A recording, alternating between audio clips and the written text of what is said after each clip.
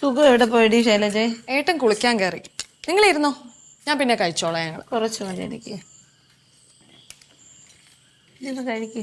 ഇല്ല ഏട്ടൻ വരട്ടെ. നിങ്ങളാരും ഇരുന്നില്ലേ? ഇരിക്കടി. ആ എത്ര നാളായി നിന്റെ കൂടെ ഇരുന്ന് കഴിച്ചിട്ട്? അമ്മയ്ക്ക് ഓർമ്മയുണ്ടാ പണ്ട് അമ്മയുടെ ഇടവും ബലവും ഞങ്ങളിരുന്ന് കഴിക്കാൻ വേണ്ടി അടിയുണ്ടാക്കണേ?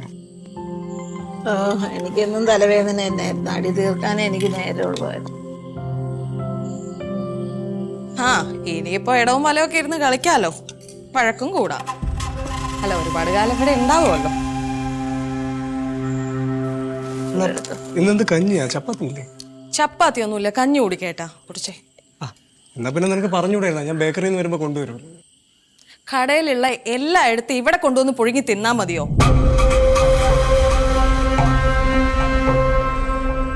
കഴിക്ക്. അല്ല, കൊണ്ടുവന്ന ചിക്കൻ അവിടെ കറി വെച്ചോ?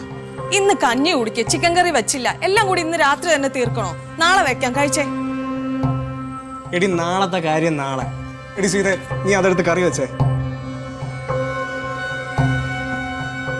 അല്ലെങ്കിൽ ഇവിടെ ഉണ്ടാക്കി വരുമ്പോ ഒരു വേറെ സ്വഭാവം. എവിടെ പോന്നു? ഞാൻ വെച്ചോളാം. സീത വെച്ച കറിയിൽ നല്ല എരിവിടും. അല്ലെങ്കിലേ സുഖേട്ടനോ പൈൽസിന്റെ അസുഖമുള്ള. ഞാൻ വെച്ചോളാം. പപ്പടം എടുത്തിട്ട് വരാം. കഴിക്കൂ.